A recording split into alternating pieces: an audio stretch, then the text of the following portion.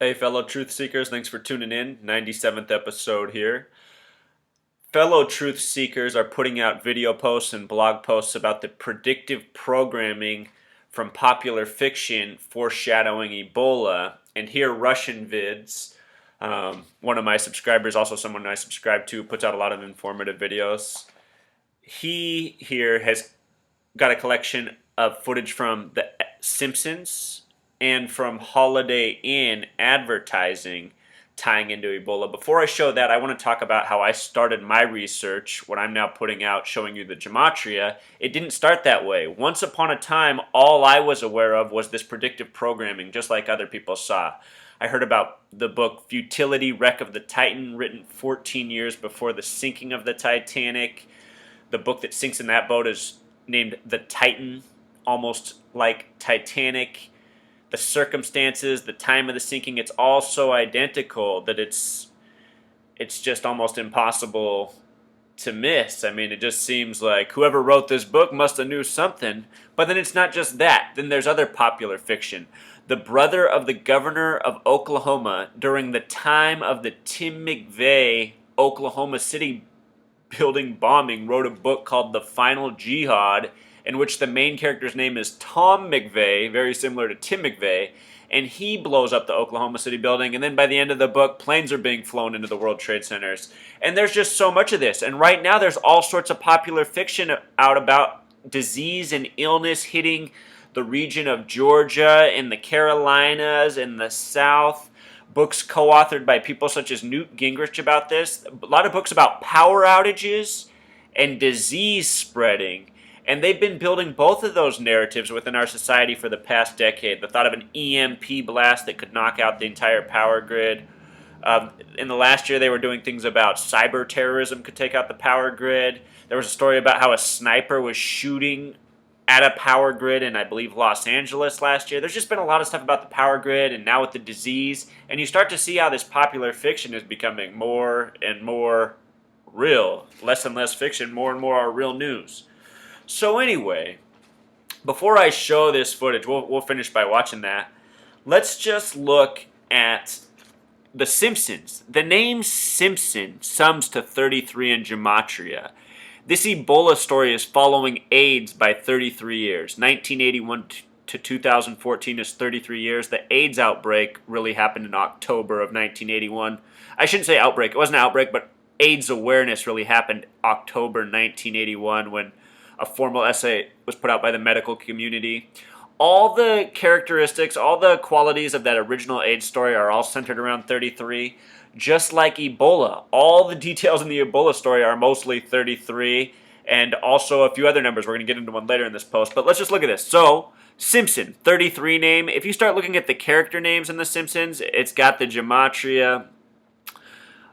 Another thing we're going to look at is a Holiday Inn commercial. The word holiday also has that very special gematria of 74. When you look at most hotels from Hampton to Hilton to Marriott, they have the special numerology. So does the word luggage. The word travel itself equals 42, like meaning of life. That's a nicer word than words such as war, sin, gun. But honestly, living in this last decade, I have the perspective of my story and my sister's story.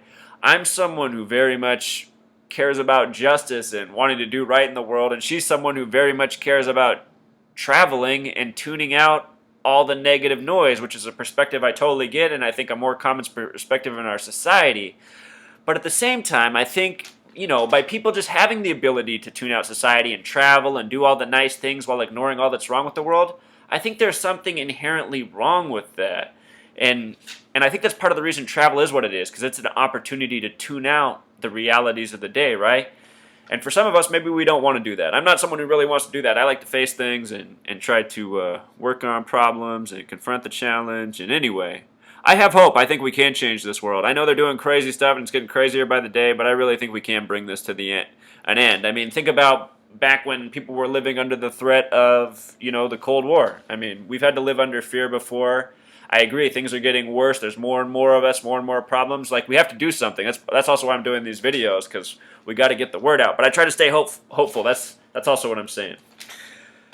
So, also with this predictive programming, he doesn't have this in this video right here, but the X-Files in 1998, they did an episode about a virus outbreak, and it wasn't called the Ebola virus, it was called the hantavirus. But the thing about hanta and Ebola is they both sum to 17 in gematria, this number that sums to words like Mason, Zeus, God. So a significant number in gematria. 17 is also a prime number. That means only 1 and 17 go into it if you're dividing. I think there's something about these prime numbers to the occult. But look, not only do they both equate to 17, they're both about deadly, nation-threatening viruses that look where they start in Dallas. And with regards to Dallas right now, the news out of Dallas is that the nurse who was working with Thomas Duncan, the first confirmed case of Ebola in the United States, is that she contracted the illness somehow too, and right now it's a mystery. They're saying the hospital didn't have the right protocols in place, but they're at the same time they're saying she was well protected, and it's kind of a mystery how it spread to her. So her name is Nina Pham. Both the words Nina and Pham have a gematria of 38. The math's right there on the screen. We're just adding with the alphabetic order. So the name Nina Pham sums to 76. Well, as it happens, Ebola was discovered by the scientific community in the year 76. And 76 is this number that we see on gas stations, 76 gas. It's also coded into many major brands and companies from T-Mobile to Cheez-It to a million more. And the reason why is because the phrase Knight of Templar sums to 76. If you're not familiar with the Knights of Templar, they're the original Masons. They have a highest degree of 33. If you have Netflix, there's a movie called NAR. NAR is N plus A plus R. That's 14 plus 1 plus 18. It sums to 33. Notice it's also the same letters as NRA, National Rifle Association, another 33 thing. But anyway, they have this highest degree of 33. This Ebola story is all 33. AIDS 33 years ago was all 33. It's happening big time right now in October. October's the only month of the year with 33 gematria. And Scottish Rite Freemasons, they have ranging degrees of 31 through 33. Look, the word Templar is 33, and the word Knight is 33. Or, excuse me, Templar is 31, and Knight is 33, just like the ranging degrees. Knight of Templar sums to 76, just like the name Nina Pham, just like the year Ebola was first discovered. And one last point before we go. The Simpsons, when you write out with the S, when you add the S to the end, it sums to 34. And we're currently in the 34th anniversary of the Georgia Guidestones, which are located on the 34th parallel north. 34 is the 9th Fibonacci number. The first rule on the Georgia Guidestones is maintain the Earth's population at 500 million. If we are to believe that 7 billion people live on this Earth, that means 13 out of every 14 people would have to die. We're currently in the year 14. If you look at a dead end sign, both the words dead and end sum to 14 in gematria. And I think that also has something to do with why all this is happening right now. So that's the message I want to get out. If you live in the South, Georgia, the Carolinas, spread this message and read my blog. Go to my very first post, freetofindtruth.blogspot.com. Thank you, people. Encore. We also have to watch this predictive programming. Check this out. Unbelievable stuff.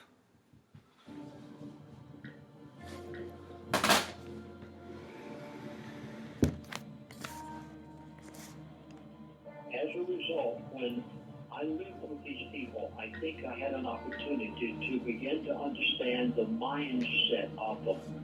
Now, one of the elements of that mindset I'm going to begin with today, and that is their code of ethics. One of the facets of that code of ethics is that they must tell this world what they're going to do before they do it.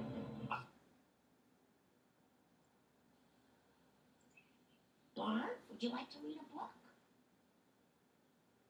No. Would you like to cover something? Yeah.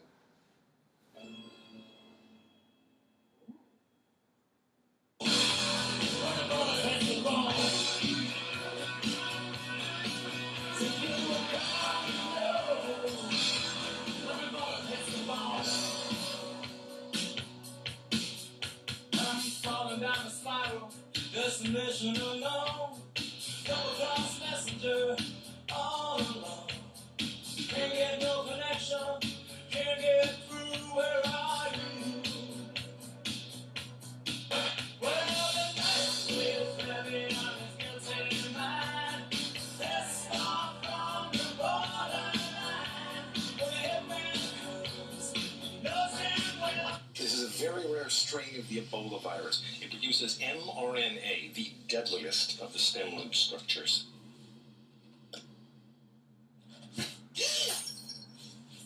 Oh, don't worry, it's not an airborne strain. Excuse me, how long have you been studying the Ebola virus? Well, I'm not actually a scientist, but I did stay at a Holiday Inn Express last night. Stay smart. Stay at a Holiday Inn Express.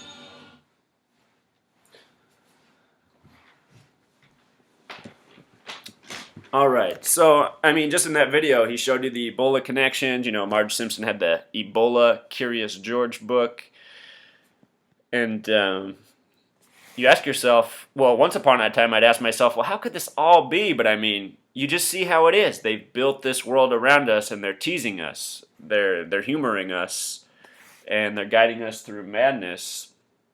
And this is what needs to be exposed, because we need to stop watching these shows. We need to stop tuning in and supporting all this programming. And instead of, you know, our eyes and minds being trained by these people, we need to start focusing on each other and, you know, refine humanity. All right, thanks, guys.